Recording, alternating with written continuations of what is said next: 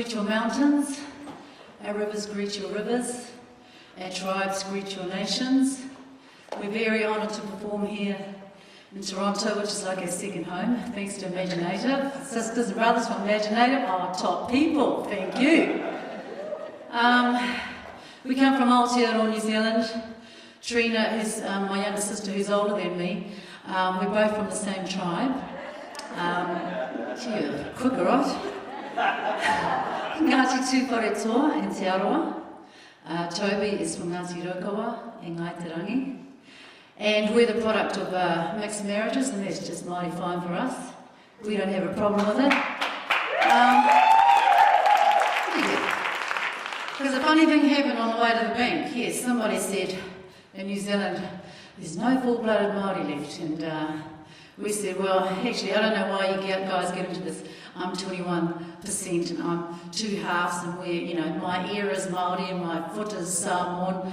We just don't do it that way. So we have a proverb. It's called E kore koe ngaro ngā kakano, I ruia mai I rangi Aotea. The seed that is sown from the ancient origins of rangi Aotea will not die. So even if you have, you know, a little bit of Māori blood in you, as long as you can point to an ancestor, you can claim to be Māori. So I want to perform this next song for our brothers and sisters in the States who have some ridiculous legislation that defines who you are and what you are. The seed will not be lost. And we invite our beautiful, gorgeous sister from Sami land on the stage. Trina. Yeah, it's about perfect. And Sarah, where's our lovely Sarah? No, there, good. This song, it's a song of strength, and it's saying, dip your paddle deeper into the ocean, bring yourself strength, look to the gods, look to the words, the prayers of our ancestors to empower you. And this was dedicated to Sid Jackson, who was the John Trudell, Malcolm X of Aotearoa, New Zealand, who created a lot of change. So we sing this for him.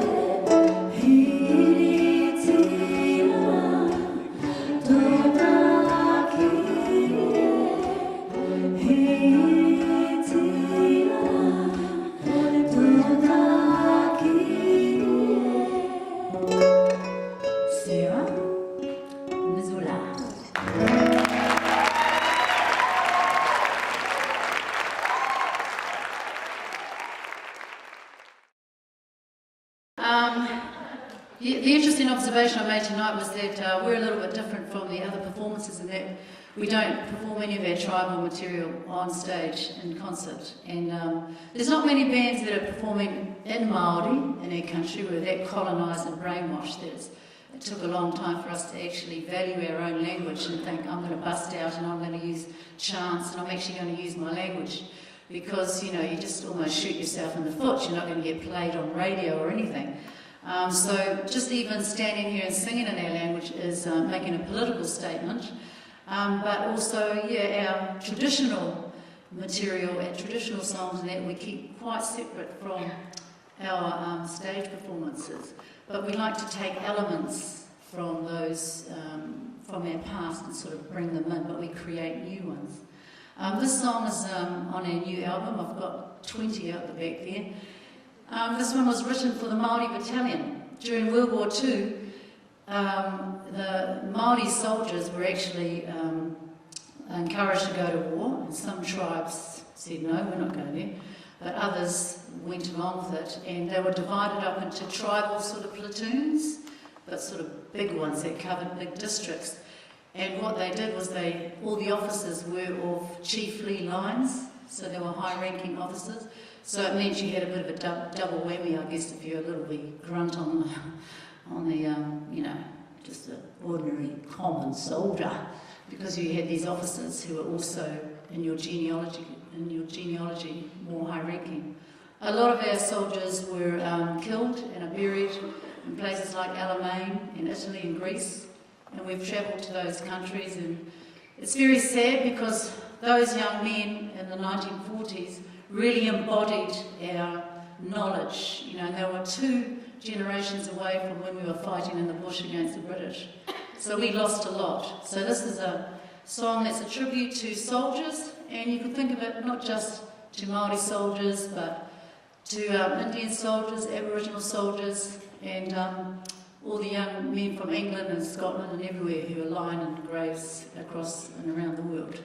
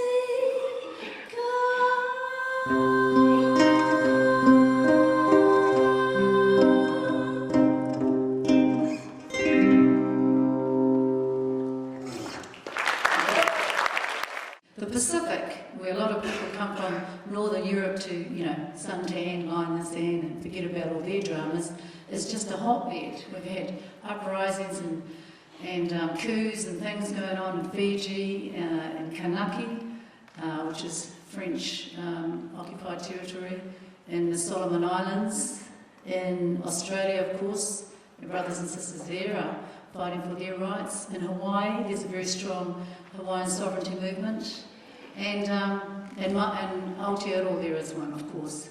But there's a country that I sort of dedicated this song to, which is Timor, which has got a fascinating history.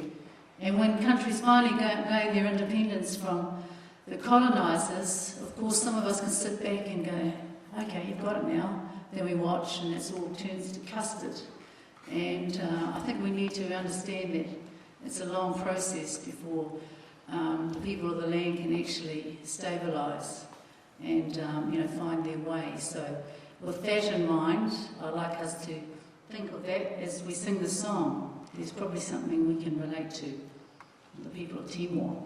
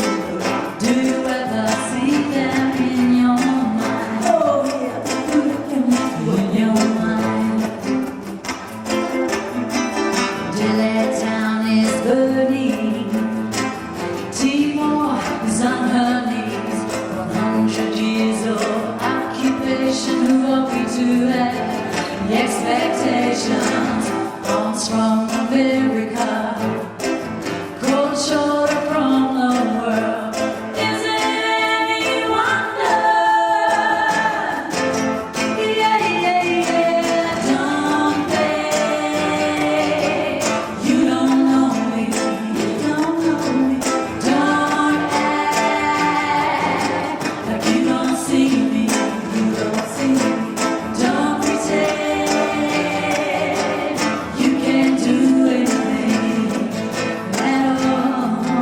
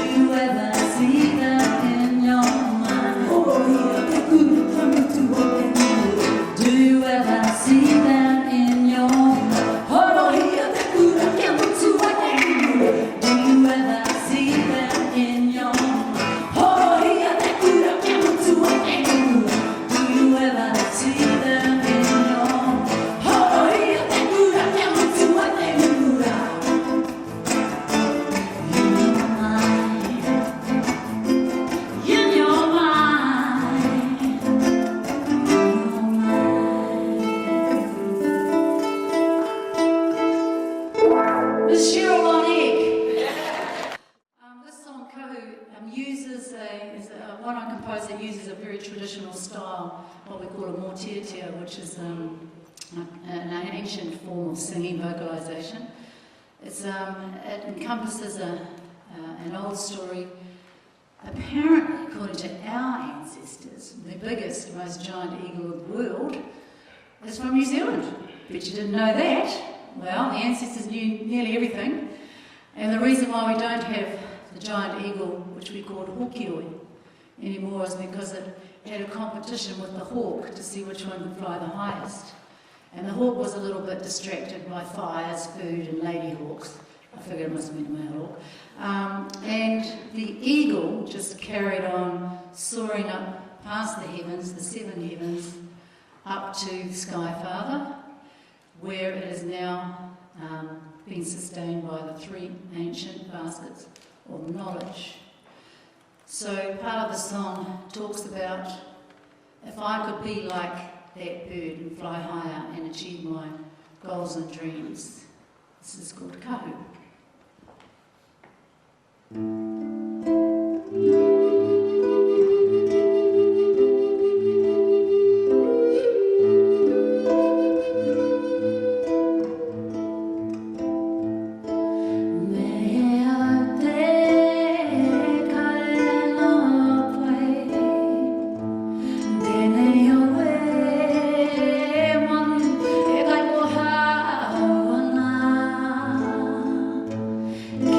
Quiero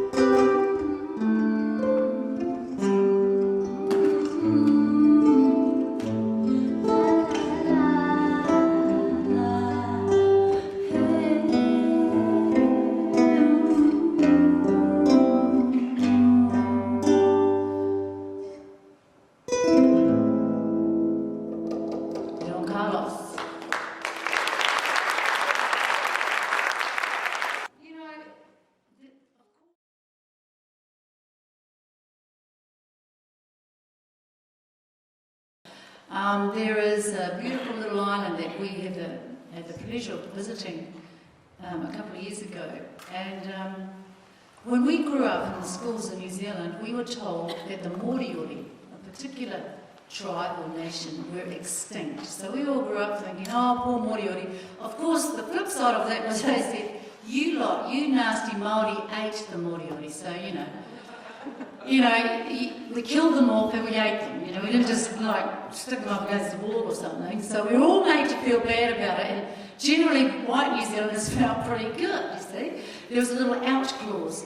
Well, we discovered as we grew up that actually there was a whole bunch of Moriori alive and proud who had been through the whole experience of going through school and being told from the official school books that, there's no such thing as Moriori. And our friends would say, excuse me, I'm a Moriori? No, you're not, dear, you're extinct.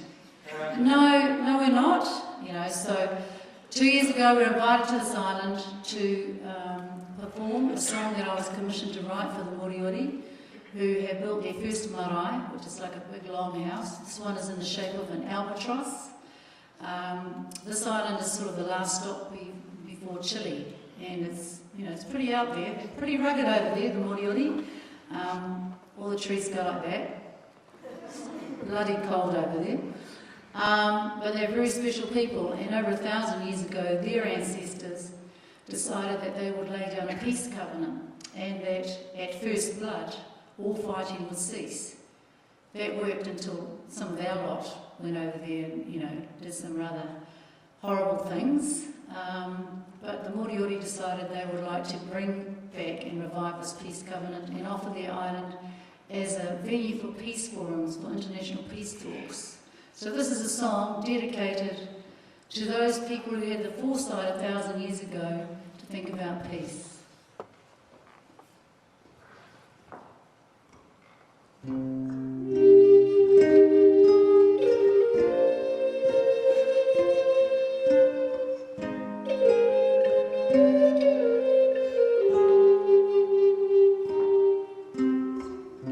There's an island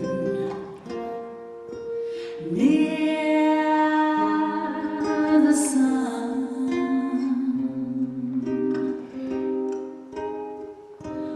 where the stars kiss the ocean blue, where the people for 1,000 years would say, like a lot of peace, let us, like a lot of love, it's time, I'm coming home. Like a lot of peace, let us, like a lot of love, it's time, I'm coming home. Though I never met them, I can feel them here beside me, and their words remain. No more fighting, no more dying, let peace set us free. No more fighting, let there be no more dying, let peace set us free. Can I take a minute? Can I take some time to remember their names?